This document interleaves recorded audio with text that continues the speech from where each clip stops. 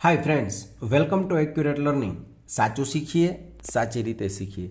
આજનો આપણો ટોપિક છે ધોરણ 5 પર્યાવરણ, જીસીઆરટી સ્વાધ્યાય પોથી, પ્રકરણ 6 જળ એ જ જીવન ના તમામ પ્રશ્નોનું સંપૂર્ણ સોલ્યુશન. Let's begin. પ્રશ્ન પહેલો, નીચેનો ફકરો વાંચી તેની નીચે આપેલા પ્રશ્નોના જવાબ લખો.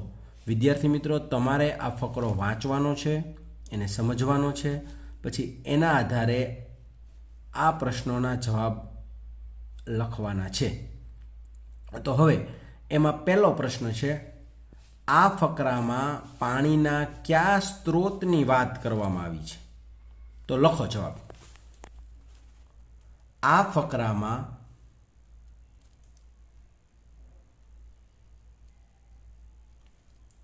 પાણીના સ્ત્રોત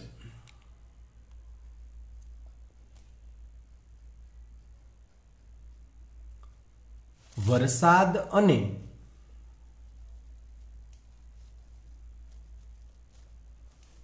તળાવની વાત કરવામાં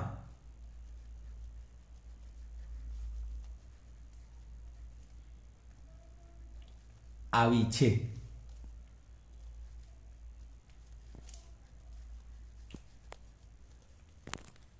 બીજો પ્રશ્ન છે, ગઢસીસર તળાવ કેમ બનાવવામાં આવ્યું હશે? તો લખો જવાબ. ગઢસીસર તળાવ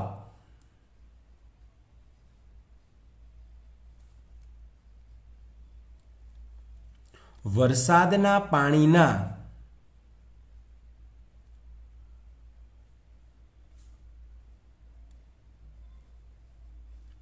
સંગ્રહ માટે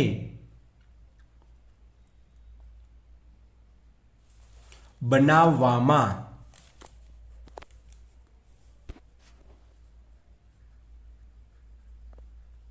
આવ્યું હતું. વિદ્યાર્થી મિત્રો, તમારે સાંભળીને લખવાનું છે. જ્યારે કોઈ શબ્દ તમને અઘરો લાગે તો એ તમે સ્ક્રીન પર જોઈ શકો છો. ત્રીજો પ્રશ્ન છે, તમારા ગામની વાવ, તળાવ કે ગામની પાસેથી પસાર થતી નદીનું નામ લખો. આ પ્રશ્નનો જવાબ બધાનો અલગ અલગ આવશે. તમે જે ગામમાં રહેતા હો ત્યાં આજુબાજુમાં કોઈ તળાવ કે નદીનું નામ હોય તો એ તમારે શોધીને લખવાનું છે. અહીં આ ભાવનગર સિટીની વાત છે તો એમાં આવેલા તળાવના નામ અહીં લખેલા છે. લખો. ગંગાજળિયા તળાવ,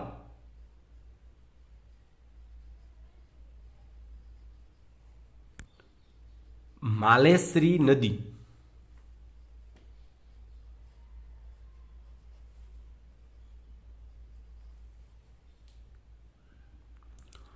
ચોથો પ્રશ્ન છે,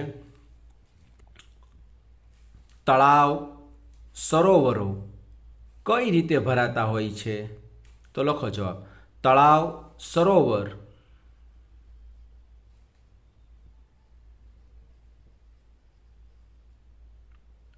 વરસાદના પાણીથી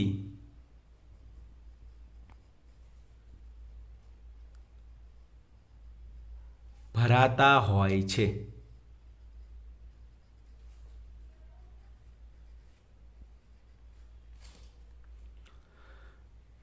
હવે પ્રશ્ન નંબર 2 છે, નીચેના પ્રશ્નોના જવાબ લખો. પહેલો પ્રશ્ન છે, નદી પર નાનો આડબંધ બાંધીને બનાવવામાં આવતા કૃત્રિમ તળાવને કયા નામથી ઓળખવામાં આવે છે? તો લખો જવાબ. આવા કૃત્રિમ તળાવને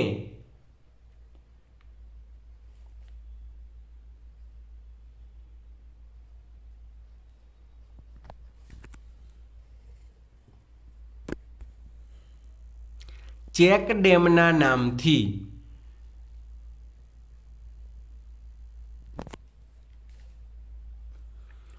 ઓળખવામાં આવે છે.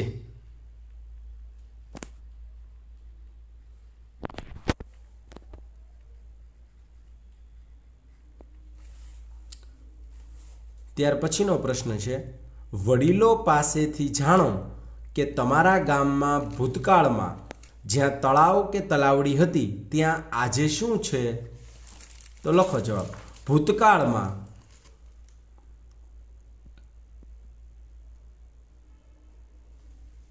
જ્યાં તળાવ કે તલાવડી હતી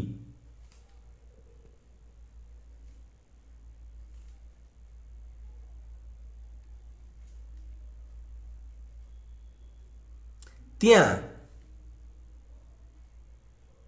આજે ખુલ્લા મેદાનો,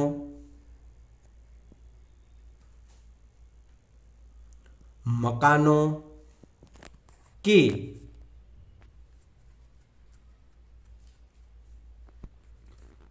મોટી ઇમારતો છે. ત્રીજો પ્રશ્ન, તળાવનો ઉપયોગ પાણી સંગ્રહ માટે કરવામાં ન આવે તો ભવિષ્યમાં શું થાય? લખો જવાબ. તળાવનો ઉપયોગ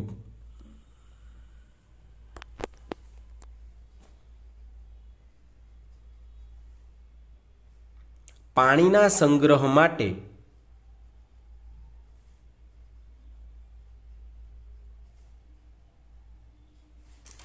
કરવામાં ન આવે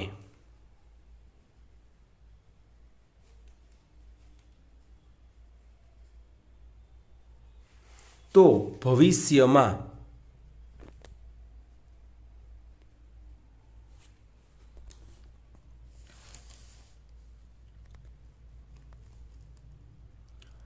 પીવાના પાણીની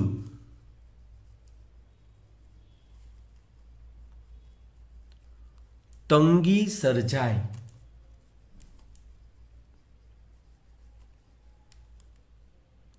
ક્યારેક વરસાદ ઓછો પડે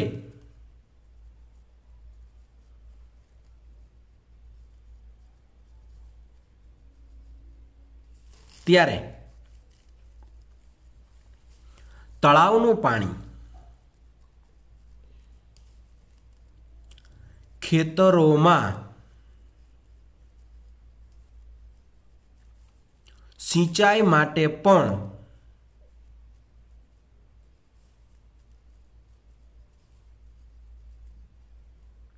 ઉપયોગમાં આવે છે.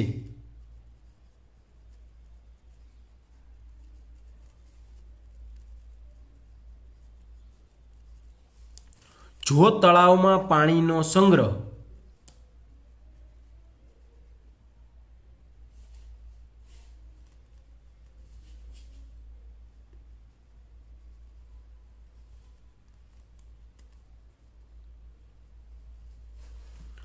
ન કર્યો હોય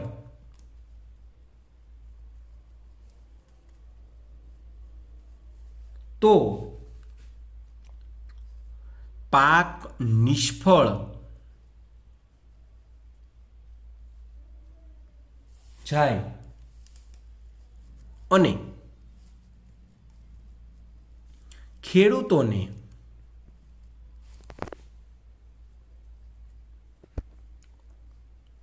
નુકસાન થાય.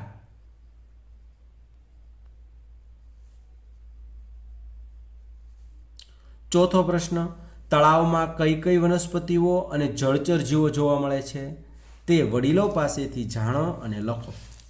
લખો જવાબ. તળાવમાં કમળ, લીલ, શેવાળ, હંસરાજ, પોયણા જેવી વનસ્પતિઓ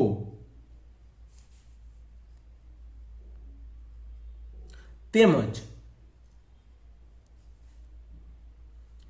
માછલી, દેડકા,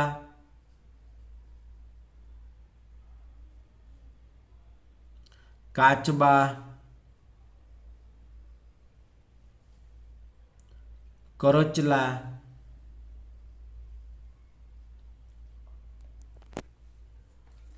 જળ સાપ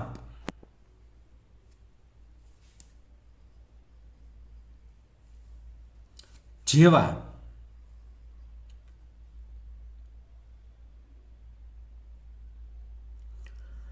જળચર જીવો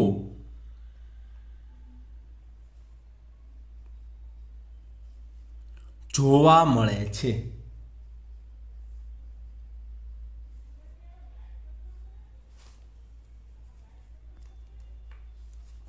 હવે પ્રશ્ન નંબર 3, વરસાદ પડે ત્યારે તેનું પાણી ક્યાં ક્યાં જાય છે તે વિગતવાર જણાવો. લખો જવાબ. વરસાદ પડે ત્યારે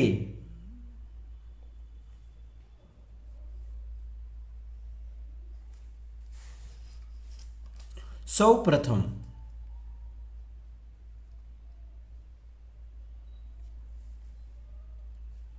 પાણી જમીનમાં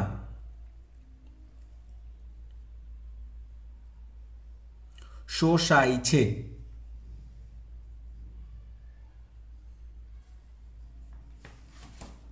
બીજું વધારાનું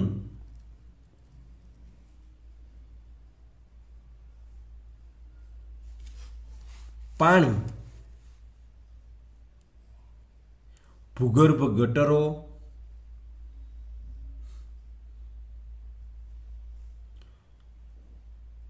તળાવો અને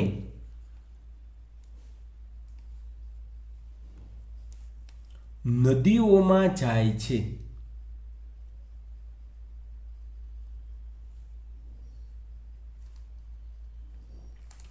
નદી મારફત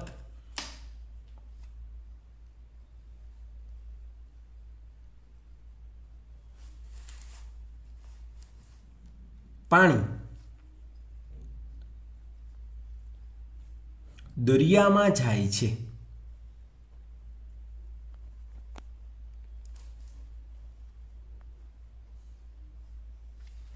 પ્રશ્ન નંબર 4, તમારા ઘરના વડીલો પાસેથી જાણીને લખો કે તેઓ પાણી કેવી રીતે મેળવતા હતા. તો લખો જવાબ. એ સમયે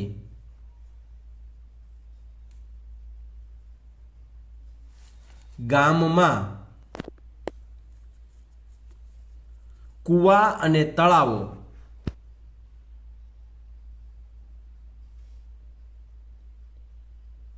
હતા. તેઓ તેમાંથી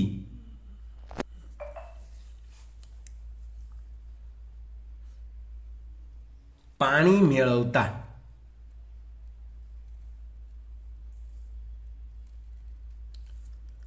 કેટલાક ગામમાં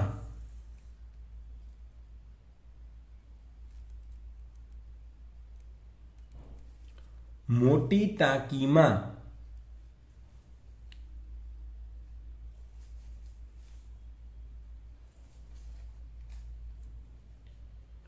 પાણીનો સંગ્રહ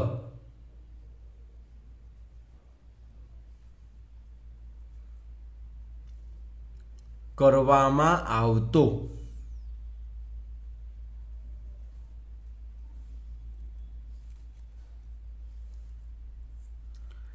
એ ટાંકી નીચે રાખેલા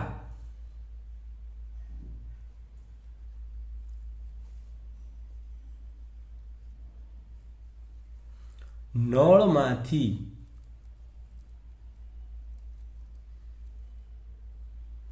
લોકો પાણી મેળવતા.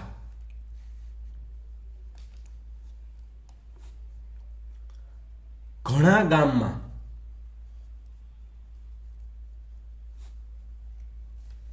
વાવ હતી.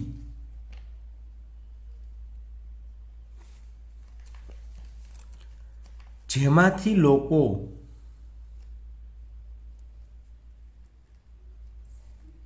પાણી મેળવતા.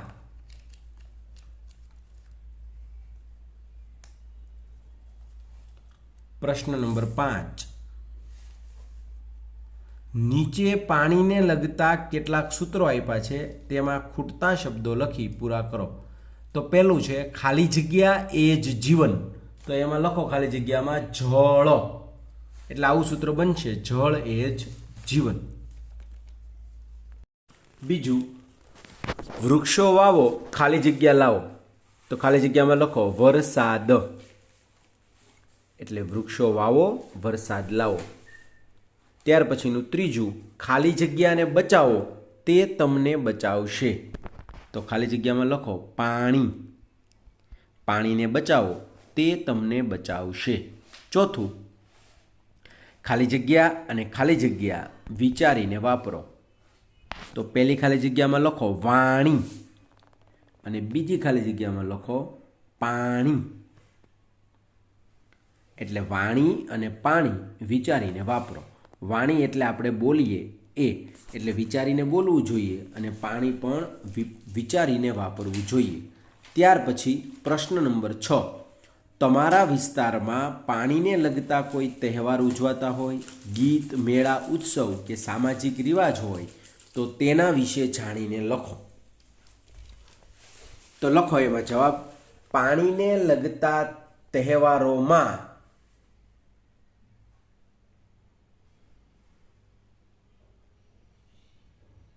હોળી, ધૂળેટી, અષાઢી બીજ,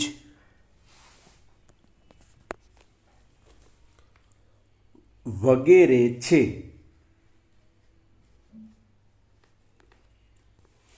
હવે નીચે લખો ગીત. હવે પાણીને લગતું ગીત આપણે લખવાનું છે. અહીં એક ગીત આપેલું છે, અષાઢી સાંજના અંબર ગાજે. એ ગીત અહીં આખું લખેલું છે તમારી જાણ માટે, પણ તમારે 1 કે 2 કડી લખવાની છે. હું તમને લખાવું છું 2 કડી. બાકીનું ગીત છે એ તમારે વાંચવાનું છે, અને તમારે આખું લખવું હોય તો તમે તમારી રીતે લખી શકો છો. લખો ગીતમાં, અષાઢી સાંજના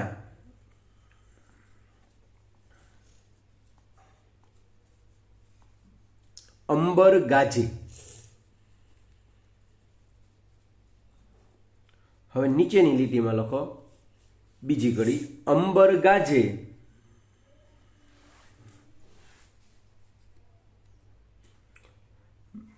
મેઘા ડંબર ગાજે.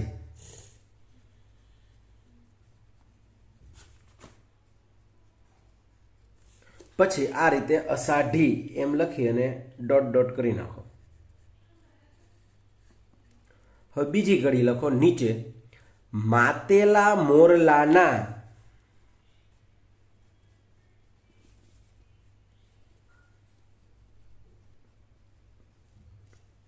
ટહુકા બોલે.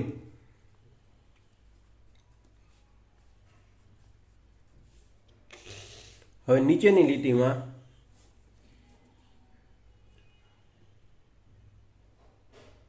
ટહુકા બોલે ને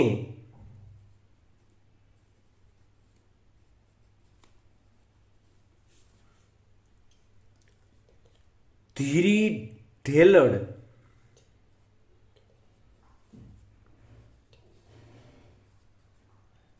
ડોલે. પછી અષાઢી એમ લખી નાખો. હવે બાકીનું ગીત તમારે લખવું હોય તો થોડી જગ્યા છોડી દો, બાકી 2 કડી લખશો તો પણ ચાલશે. હવે નીચે લખો રિવાજ. હવે ગીત લખ્યું એ રીતે રિવાજ. હવે અહીં એક રિવાજ લખેલો છે, તમારા ગામમાં કે તમારા વિસ્તારમાં પાણીને લગતો આવો કોઈ બીજો રિવાજ હોય તો તમે એના વિશે લખી શકો છો. અહીં જે આપણે લખ્યું છે એ તમને લખાવું છું. લખો, અમારા ગામમાં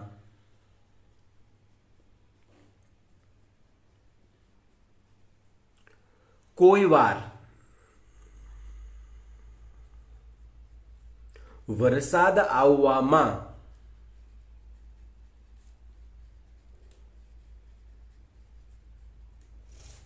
મોડું થાય ત્યારે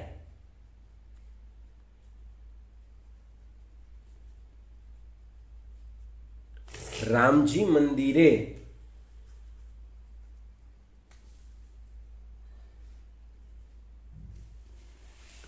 ધૂનનું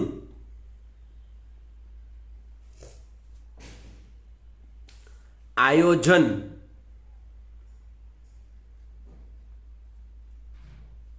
કરવામાં આવે છે.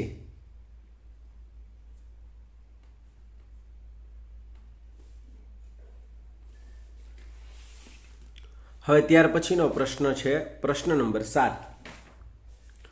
નીચે આપેલા યંત્રોના નામ લખો.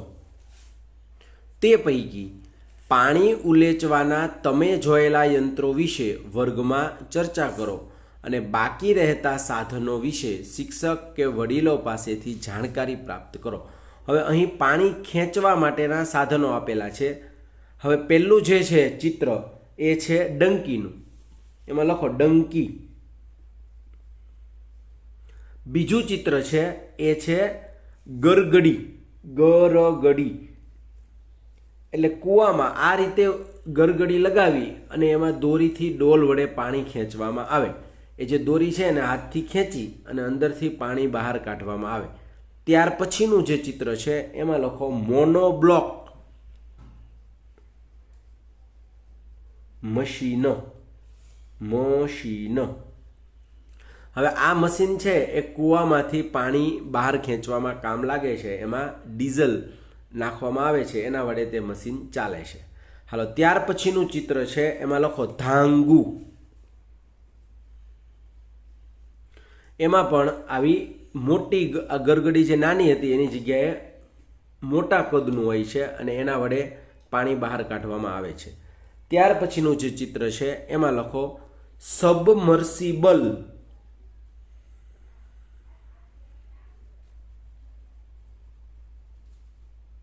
પંપ એટલે આ સબમર્સિબલ પંપ છે દારની અંદર નાખવામાં આવે છે, ત્યારબાદ એને ઇલેક્ટ્રિસિટી વડે ચાલુ કરવામાં આવે એટલે દારમાં રહેલું પાણી બહાર આવે છે. ત્યાર પછી લખો કોસ. આમાં બંને બે દોરડા બહાર કાઢવામાં આવે છે, તેની સાથે બળદને બાંધેલા હોય છે અને બળદને આગળ ચાલે એટલે ચક્ર ફરે છે અને અંદર રહેલું પાણી બહાર આવે છે.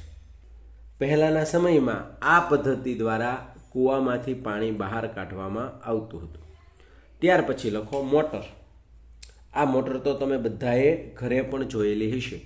આને પણ ઇલેક્ટ્રિસિટી વડે ચાલે છે અને એના દ્વારા પાણી બહાર આવે છે. ત્યાર પછી પવનચક્કી.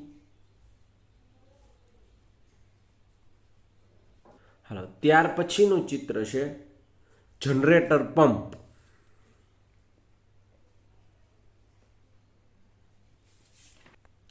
હવે પ્રશ્ન નંબર 8. પહેલાના જમાનામાં વટેમાર્ગુ કે મુસાફરો માટે પીવાના પાણીની શું વ્યવસ્થા હતી અને અત્યારે શું વ્યવસ્થા છે તે જાણીને લખો.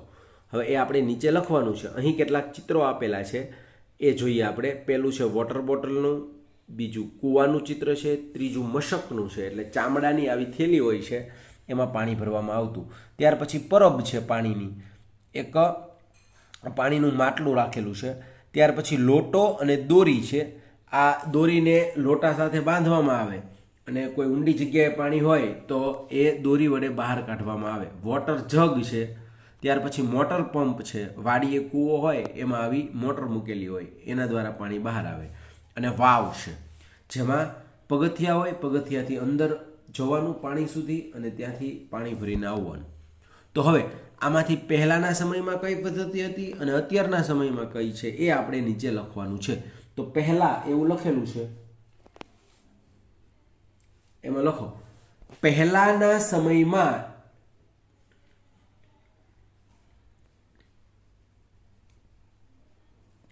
મુસાફરો પીવાના પાણી માટે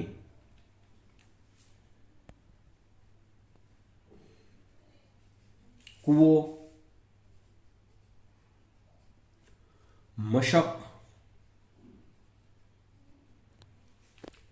પરબ,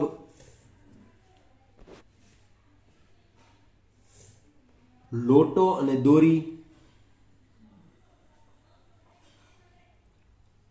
વાવ વગેરેનો ઉપયોગ કરતા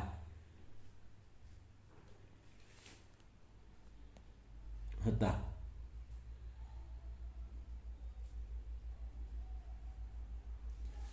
હવે નીચે આપેલું છે અત્યારે, એમાં લખો અત્યારના સમયમાં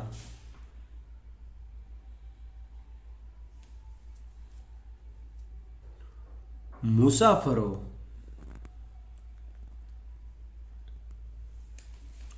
પીવાના પાણી માટે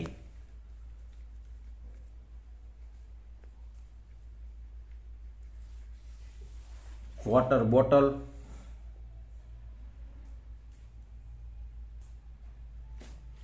વોટર જગ,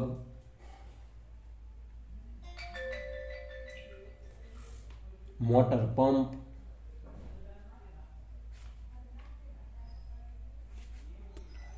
વગેરેનો ઉપયોગ